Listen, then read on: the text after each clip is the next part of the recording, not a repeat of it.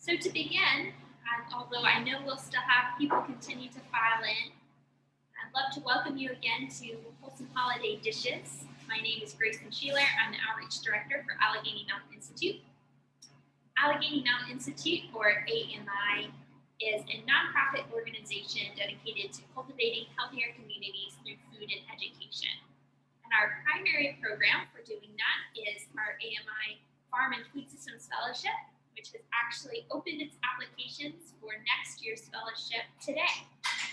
So to tell you a little bit more about the fellowship, it's an 18-month program that trains farmers, food system educators, and advocates through a combination of hands-on experiential learning and community action immersion. So today's class will be led by Tess Jacobson, who is a current AMI Community Action Fellow. And today's class is a program of the AMI Farm and Augusta Health.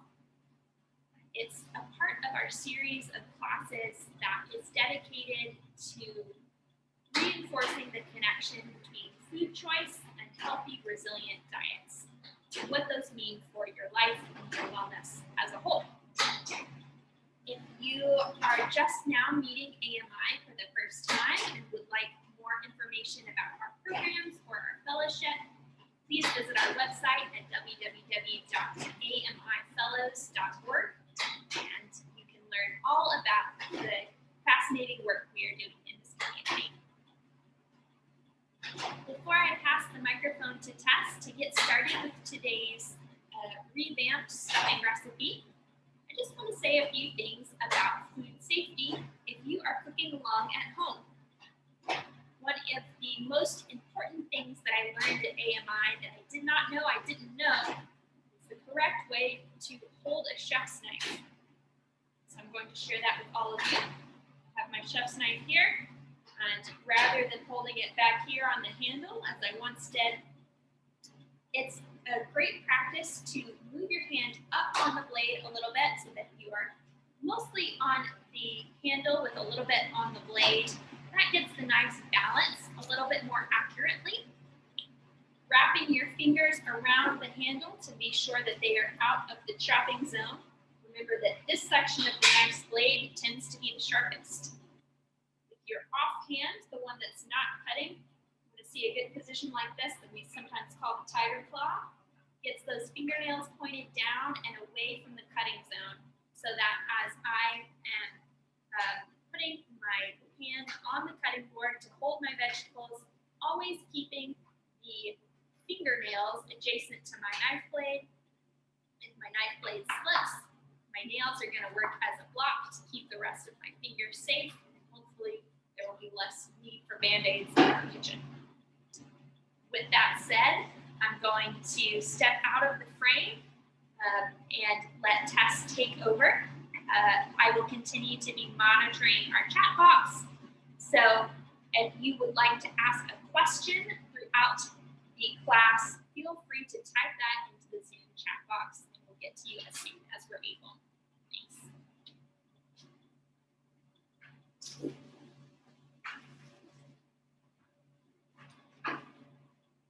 Hello and welcome. Okay, so I am going to get started with our recipe today. So the overall goal of today is to be able to increase your vegetable consumption or intake in your everyday recipes. So we are going to look at a stuffing recipe today, and we're going to look at how we can add more vegetables in there, make it more nutrient dense for you and your family. Now with the holidays coming and winter's approaching, you want those more dense, nutrient-rich meals, more so than you did when you were in summer. And so now that it's coming to that time, holidays are approaching, this is a great way to be able to make those more hearty, wholesome dishes. Okay, so also what we're looking at is I'm going to be sending you a recipe of exactly what we are doing right here, right now, but it can be very flexible. So I started out with a basic stuffing recipe that I found, and then looked at ways that I was able to introduce more vegetables into that, introduce different ingredients or flavors to stuffing that's not normally in there. So I'm really excited to see how today is going to go. So with this new stuffing recipe that we're going to try out, everyone's like, but the regular stuffing, stuffing that you can get from the box, or even, you stuff up the turkey for Thanksgiving is fabulous. We all love it. But there are some challenges with just making a stuffing from the box rather than making your own. So when I went to look at a recipe that I wanted to use, I wanted to see how it kind of differed from one of those simple stuffing recipes from the box. And one of the biggest differences I saw is that there's so much sodium into those boxed processed stuffing. And so doing it yourself like we're about to do now is able to give you and your family some control on what you're putting in there, and having hopefully less sodium than you would normally from a boxed recipe. Okay, so we are going to get started. And one of the first things that you can do is, I'm actually not going to be baking it right now. We don't have an oven currently here, but I'm going to be baking it later. But one of the first things you can do is turn your oven on to 350 degrees to preheat. Okay. And so with stuffing, one of the biggest things that everyone, at least I'm concerned about because I love my bread, is bread. So here, I don't know if you can kind of see this, but the recipe called for a rye bread, a seeded rye bread, which is a little bit different than your normal white bread that you would just buy at the store. So I got some of those and I put them into pretty big chunks. I cut them. It's a great activity you can use with kids. They can just rip up the bread into chunks. They don't have to use any knives or anything like that. So this is a good one. Now, a lot of people are like, so why rye? Why rye instead of just white bread or even just a wheat bread?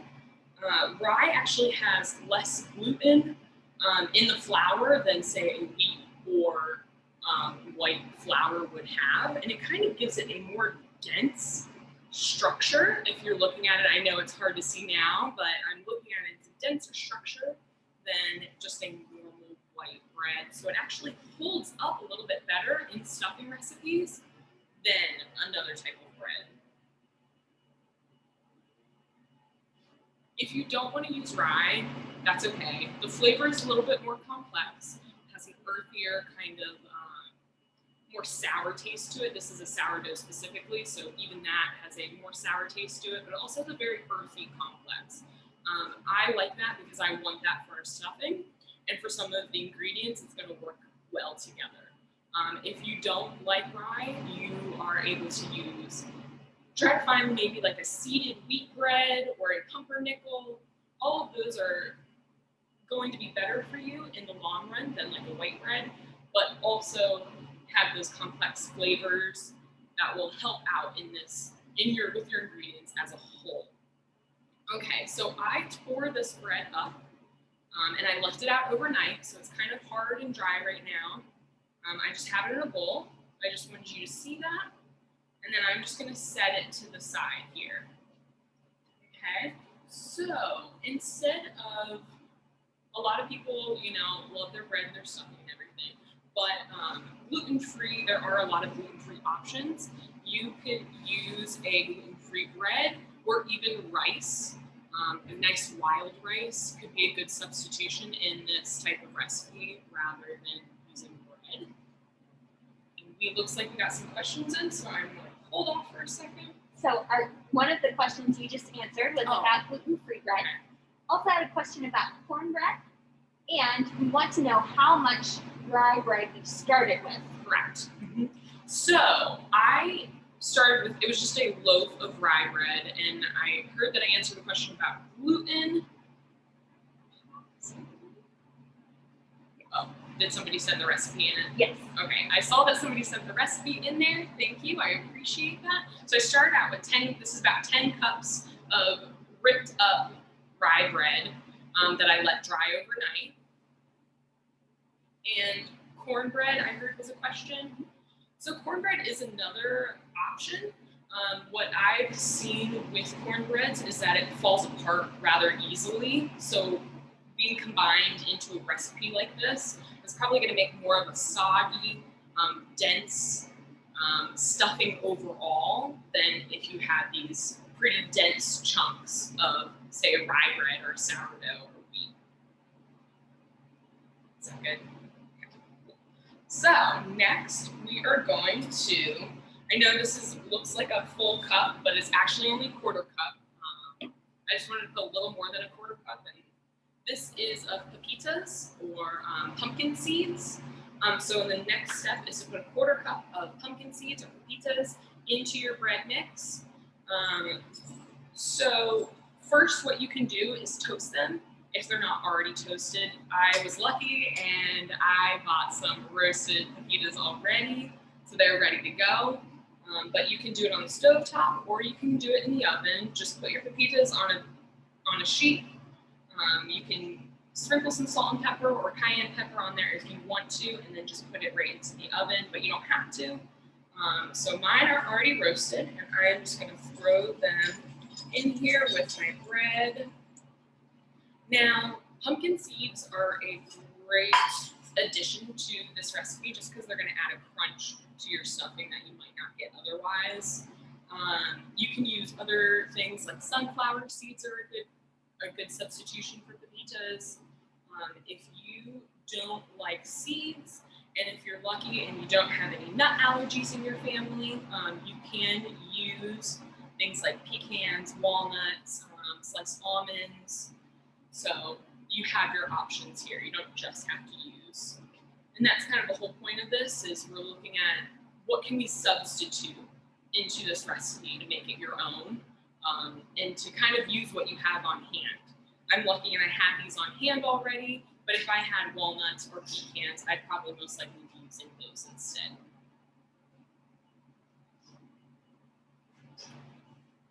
Okay, so we're going to set this mixture, which is just the bread and seeds currently, over to the side.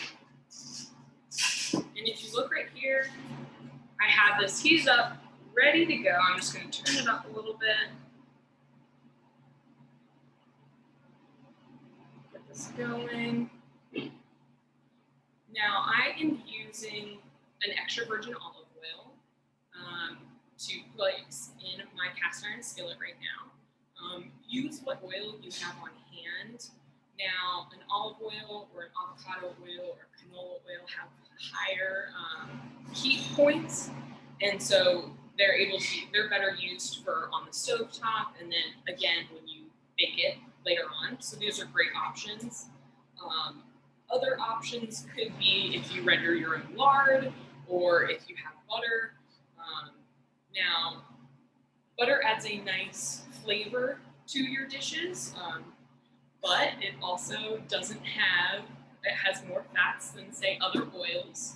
So, using it sparingly throughout this dish, that if you do like that flavor, you can use it, but just to, kind of recognize those things.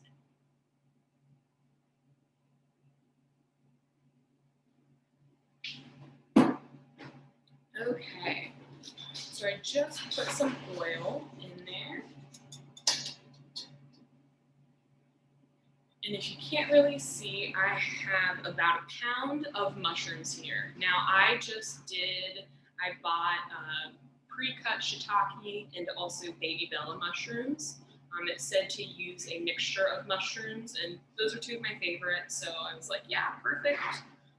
So I got them in here. It's easier to saute mushrooms in lower quantities, so about like half of this first and then do the other half later. I don't know the exact science or anything behind it, but they just seem to cook better and faster when it's just a small portion of them. So I have a decently sized cast iron, so I will cook all of them at once. But if you don't and you have a smaller pan that you're working with, feel free to split it up a little bit.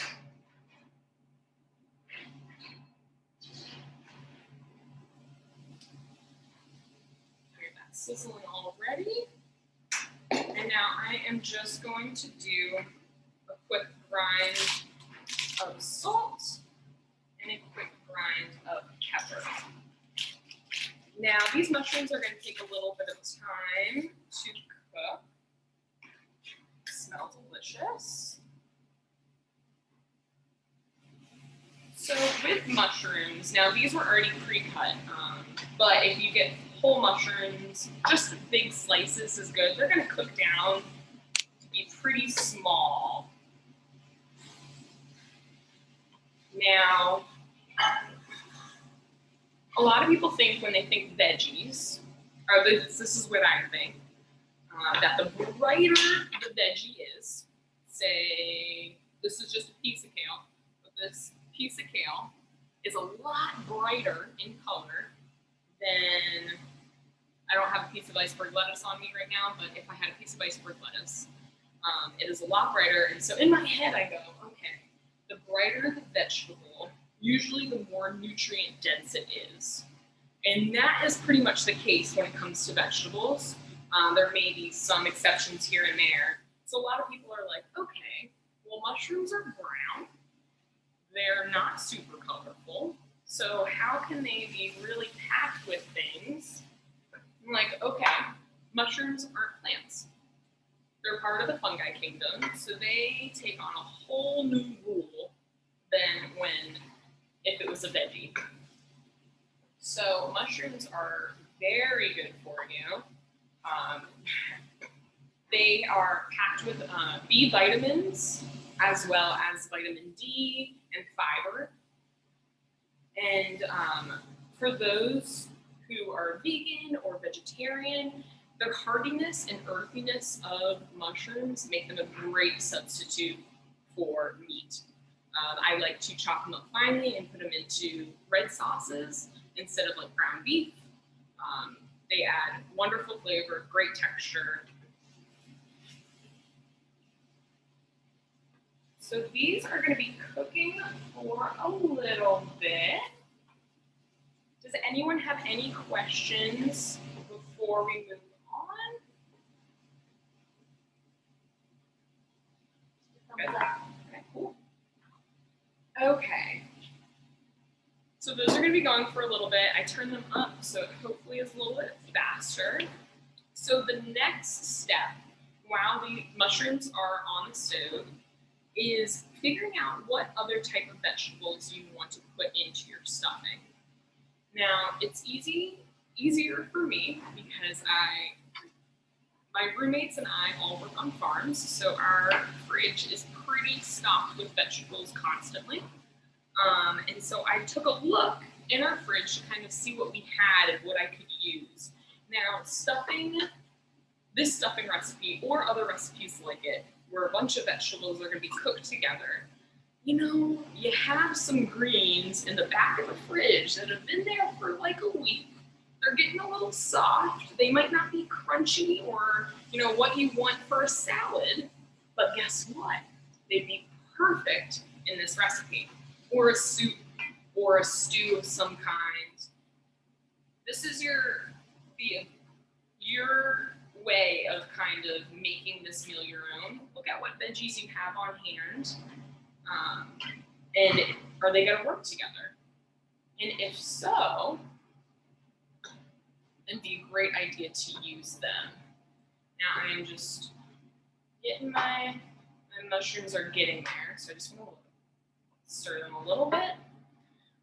But, so I looked in there, was kind of looking to see what we had. Well, I had a bunch of kale, like just a big bunch. That was, you know, getting soft, it was getting old. Wouldn't have been great for a salad, not crunchy at all. And so I was like, you know what, I think we could just rip up this bunch of kale and add it in here, because why not?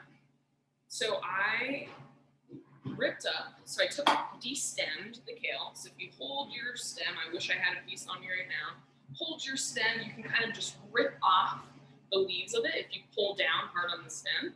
And that's all I did. And then I went in and just ripped up into smaller pieces. You know, you don't want a whole chunk of kale coming out at you when you're trying to eat the stuffing. Look at small pieces. Again, this is another activity that if you have kids in your house that they would love to do this. Just pull it off, rip it up, and have them put it in a bowl. It's pretty simple and delicious in the end. Okay, so I am currently chopping up some garlic that we're gonna need for the next step. As you can see, I'm doing what G taught me. I also did not know these knife skills before I went to AMI, so I'm glad I came here.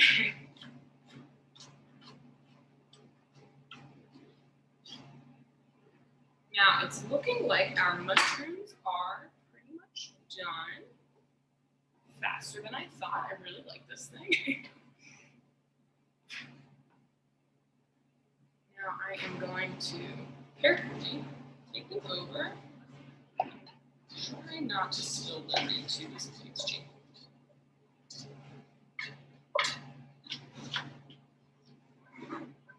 So after your mushrooms are soft, they don't need to be cooked wholeheartedly because they're gonna go into this and then be cooked again.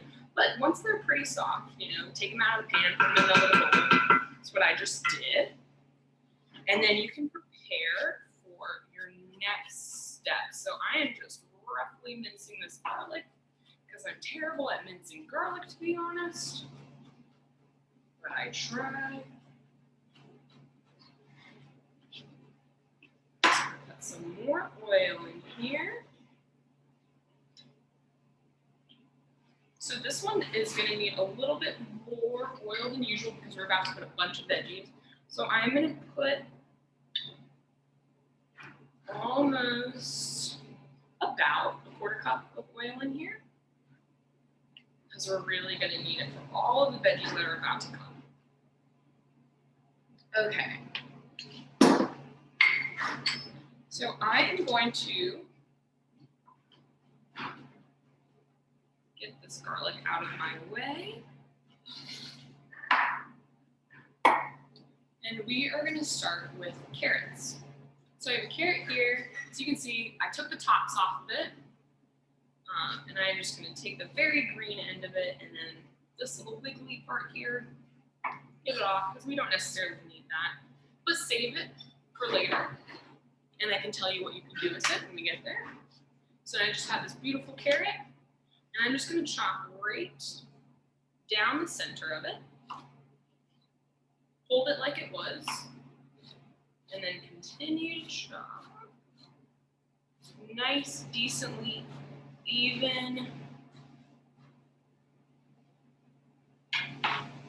carrot bits. Add to my carrots.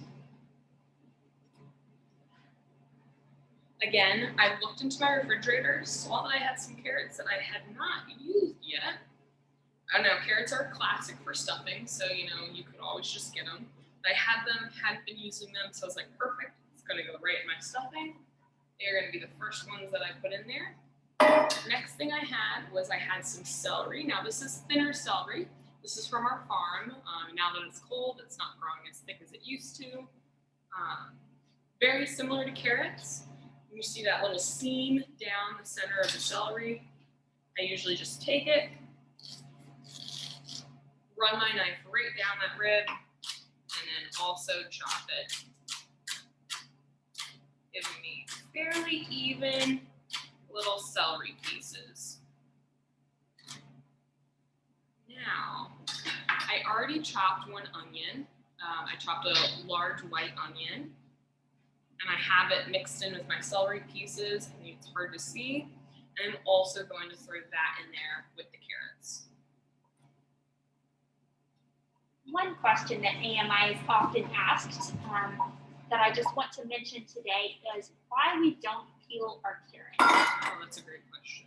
And the reason is it's a great argument for knowing where your food comes from. Yep. Because we grew our carrots, we know the kind of soil that we grew them in. We know that it was not chemically treated. It was well nourished. We know who washed the carrots and that they were well washed.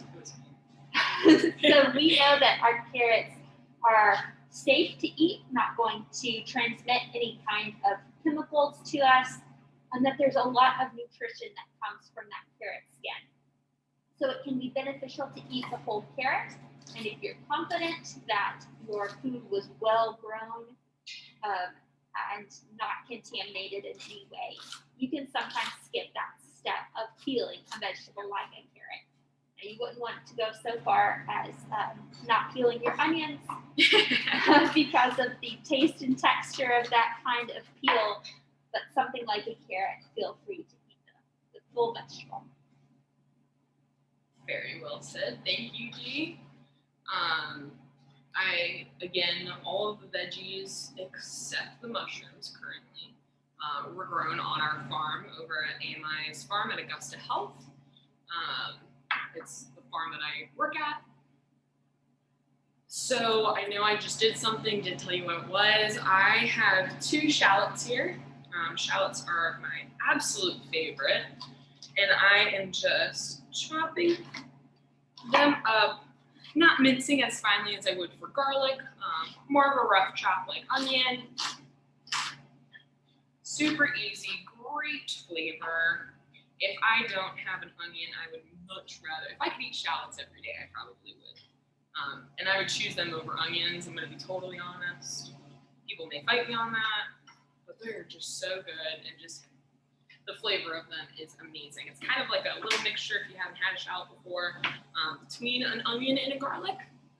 Except I really like both onion and garlic, so I think it's a perfect combination of the two.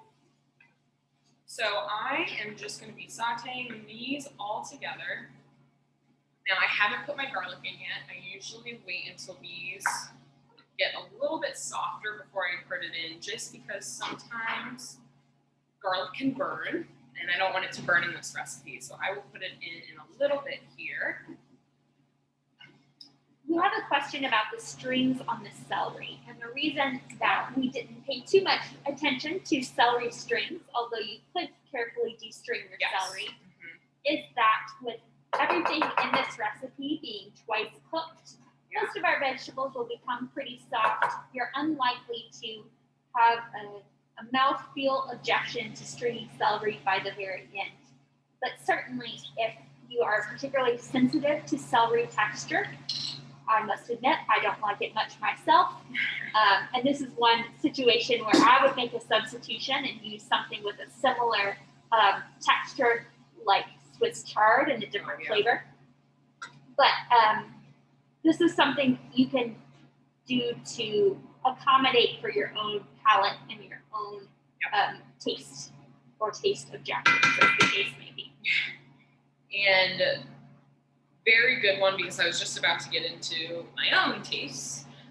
Personally, I absolutely love spice. I love spice in my foods. So I would probably actually chop up at least like 1 jalapeno, de-seed it, chop it up nice and little, and throw it into this as well, just to give a good heat to it.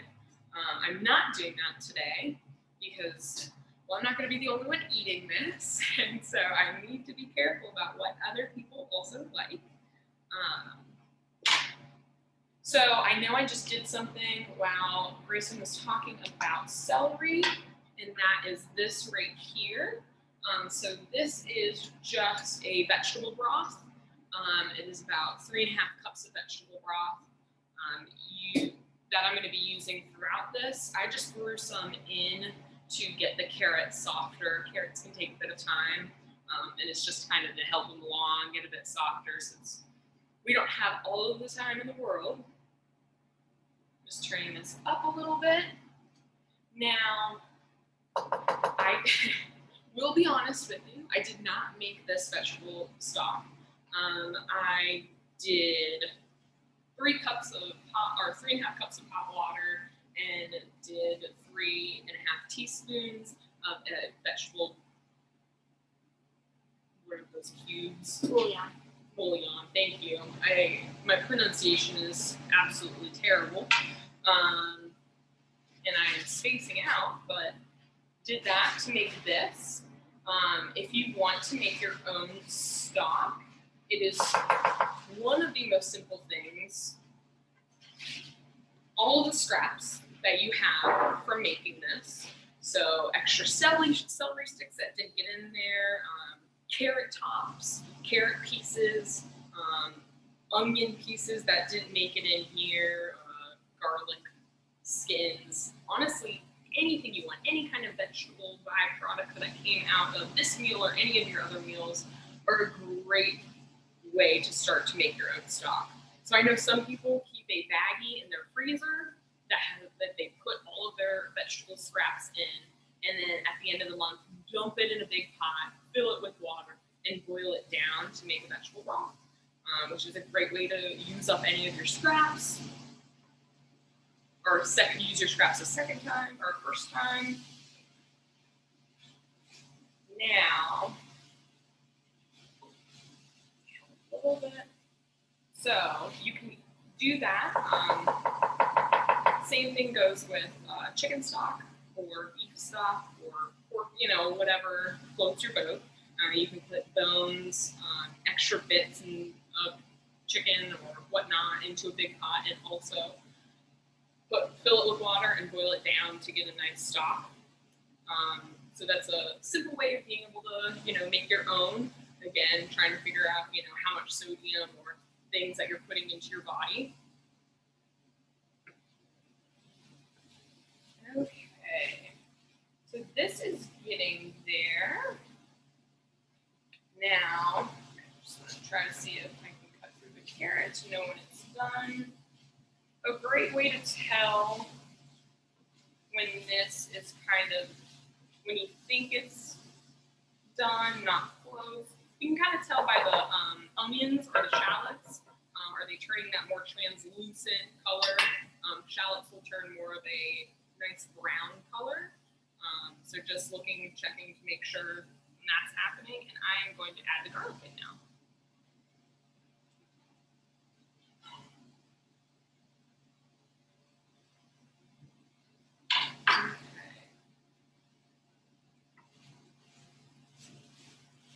Ooh, already very fragrant with the garlic.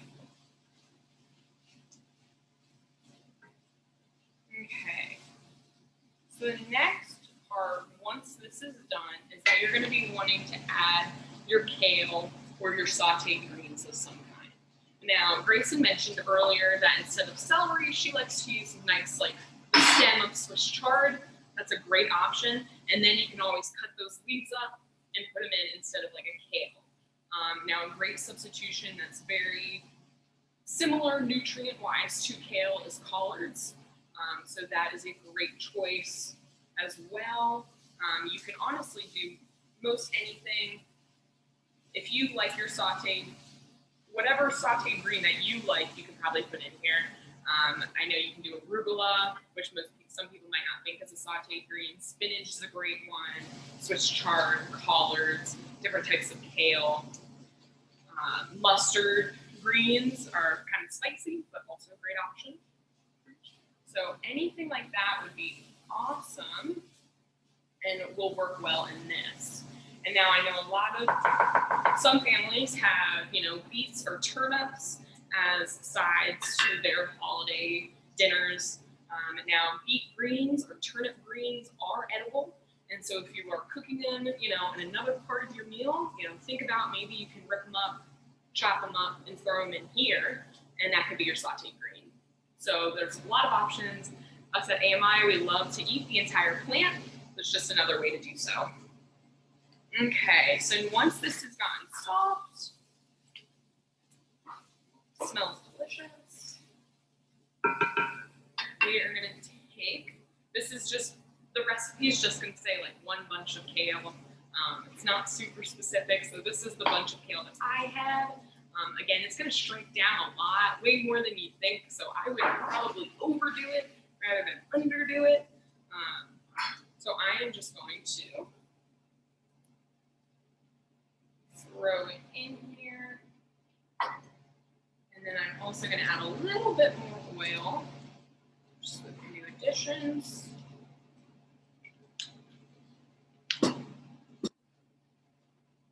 And it's going to cook super quickly. So it will probably come to be a bright green color, and it should only cook in about 2 to 3 minutes. Question?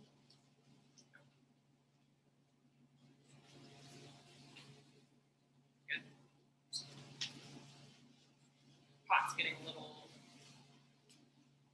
lot going on in here. So if you see things falling out, I do apologize.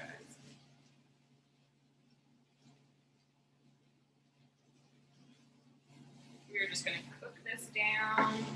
Make sure kale hits points. Really mixes up together. And it's going to become a much brighter green while you're cooking it.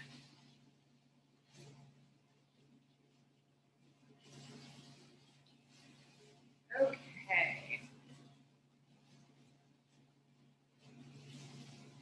So I am going to turn this down. Okay. So now we got the majority of our vegetables cooked. Actually, all of the vegetables are cooked and ready to go for this. And now we need to start assembling the stuffing. So I'm going to take all of the veggies that we just had and put it into a new bowl here. Hopefully get it to cool down a little bit.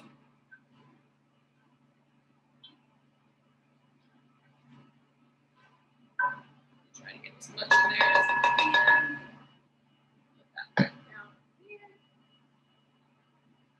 Turn this down a lot.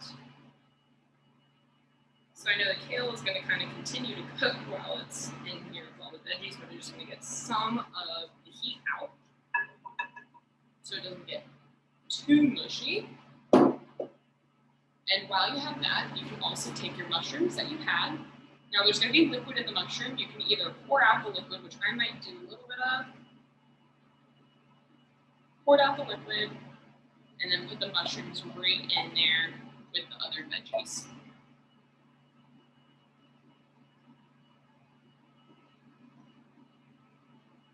Now, when you put the kale in, another great option is it's kind of the time when you can add all of your spices or herbs. So sage, rosemary, thyme are all, I didn't have any fresh here on me, I do apologize. But those are all great, either fresh or dried, to add to this, and that's just a great time to put it in. I'm just gonna let that cool down a little bit.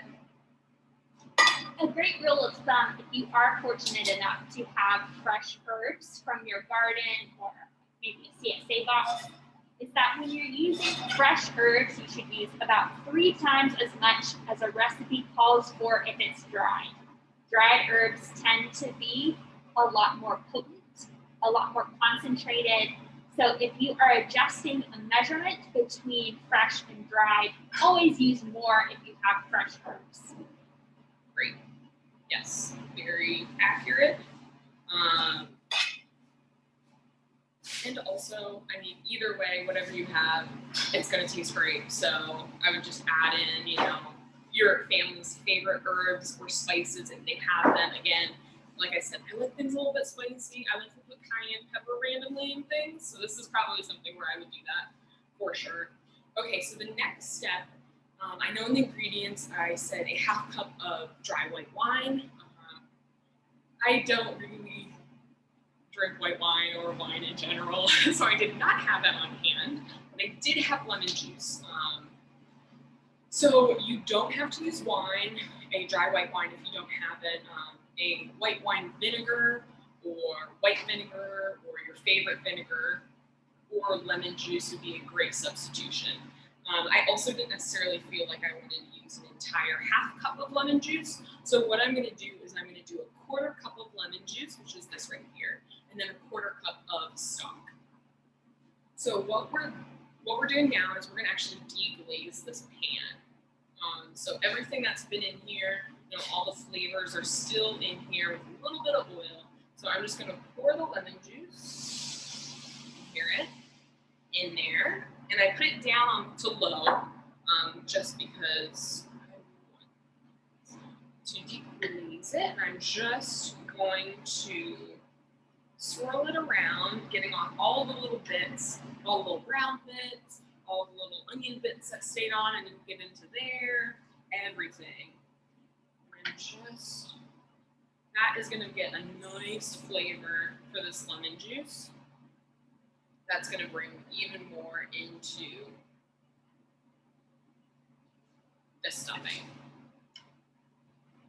So a good rule of thumb is just kind of see it absorb, or not absorb, evaporate. Probably not halfway, so half of a quarter cup about. So when I see that it's lessening, which it already is, then I can just turn this off. It may take a couple minutes, and that's totally okay.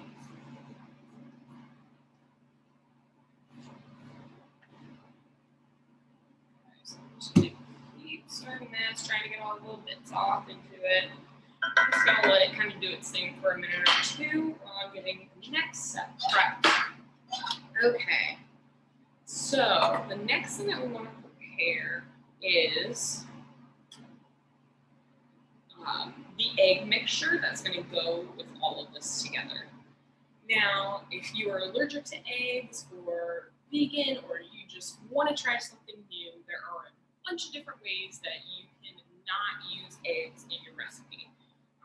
So one of my favorite things to do is actually substitute each egg with a 4th cup of a fruit puree. You know, it's not necessarily for this. You would think like, oh, I'm not going to put a 1/4 cup of apple in this, even though honestly that might actually be pretty good now that I think about it. Not the point. You could even do a 1/4 cup of pureed butternut squash is a great binder. So you have options rather than, you know, like banana or apple to go into a savory dish. I know you can do mashed turnips or potatoes as a binder as well, rather than fruit. But for this recipe, I actually thought about using a 1/4 cup of pureed butternut squash, but did not have one on hand to use, so that is why I'm going to use 2 eggs. So I am just going to 2 eggs in here. This stuff in my compost bowl. I'm just going to whisk the eggs till I get nice and incorporated.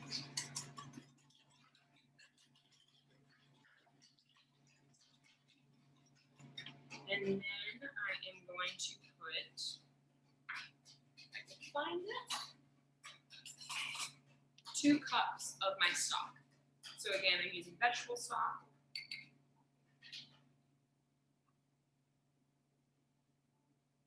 First cup.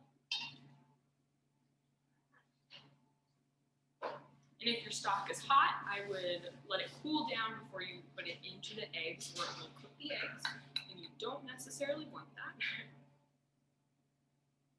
I'm just going to do 1.5 cups for now because my bowl is not big enough. And I'm going to mess that around a little bit.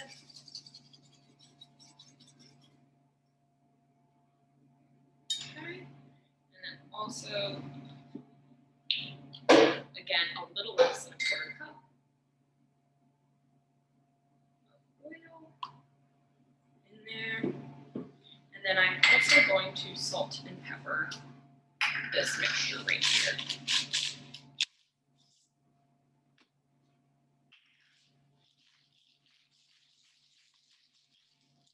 A lot of peppers, so. Okay, so the next step is finally being able to mix it all together. So I've got this big, beautiful bowl, and I have my bread and seed mixture. I throw that in there. It's pretty full. And I'm going to try and mix it around without spilling everything everywhere.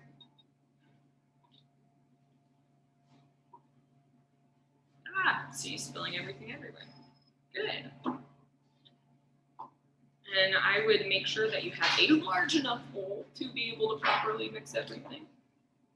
This is the biggest bowl I own, so here we go.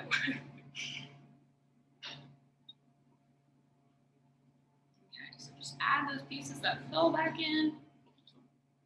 And once you kind of put it into your dish, like into your baking dish, it'll be a little bit easier to see, you know, where you need to mix it up a little bit more or whatnot. So that is good right now. And I am going to take that egg, stock, and oil mixture. I am just going to pour it over. Now I didn't use all of it. I just want to move things around.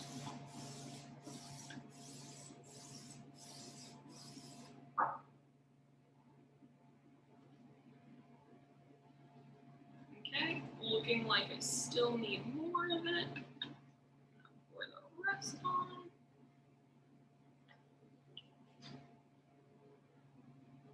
Okay, and then I am going to come in here and just pour some of that lemon juice that I just deglazed the pot with. And now I'm going to mix this up. Now you want it so all of your bread is moist. And this is why it says 3 cups of stock rather than, you know, just 2. Because if it's not moistening your bread, you're going to want to continue to add 1/4 cup at a time. But this one is moistening my bread. And the biggest thing with you, so you don't want to super over mix it because you don't want to like get that bread all gooey and gross. But I see that my bread is not that thick on top, or not that moist on top, but it is on the bottom. So I'm only going to try adding another 1/4 cup just to get the bread on top more moist. Okay.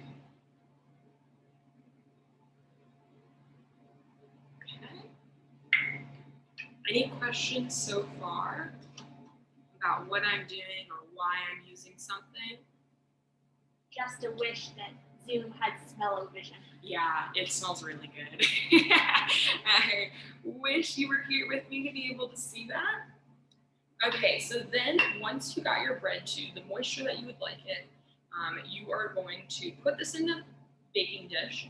I am actually going to use the same cast iron skillet I've been using to cook this entire thing because I only like washing one thing, even though I have a lot of other things, but one pan is fine for me. So I am going to oil this up. I can do that now. Make sure that there's plenty of oil on it. And then put my mixture back in here. And then I'm going to bake it at 350 for 30 to 35 minutes. And then I am going to up the temperature to 450 and bake it for another 20-ish minutes, or until the top is a nice, like, crispy golden brown. And that's just to get that, like, crunch right at the top.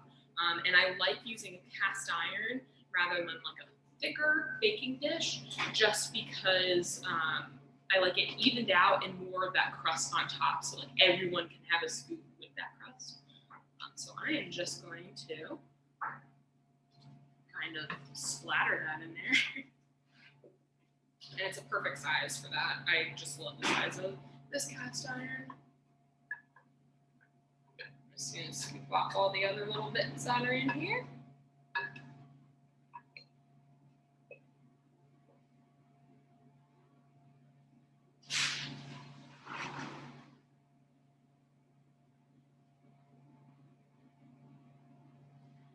And that is all in there. Now I know I only gave one egg substitution. There are a lot of other egg substitutions if you are vegan or allergic to eggs. A new one that I had just recently found out, I know this is how they make vegan mayonnaises, is aquafaba. It is the bean juice from a can of beans. and is a great substitution if you'd rather not use eggs.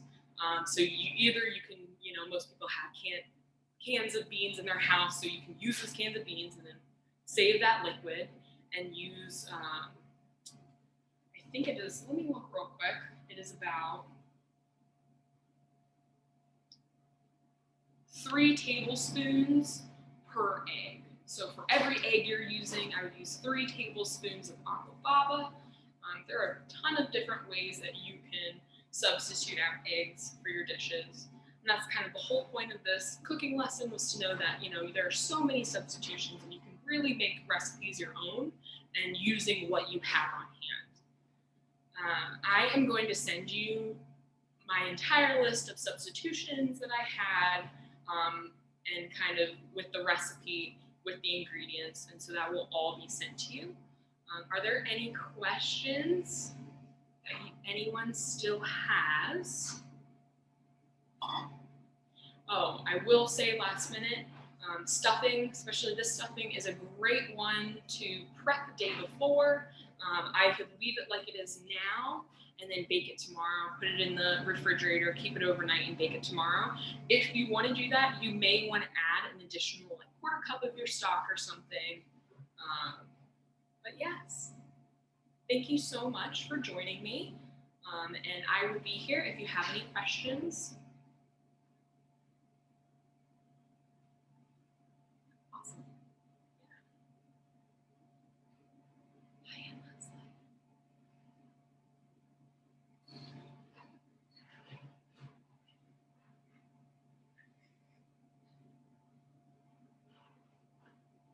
But yeah. Thank you so much for joining me, and I hope you were able to try this out during these cold winter months and that it can keep you warm. If you want to see me again and doing another little demo like this, I will be doing a Fire Cider 101 class in December. And if you are curious about any more of AMI's classes, please check us out at www.amifellows.com. .org. I'm so sorry. I've never said that before. It's like www.com. Okay, I'm gonna pause our recording.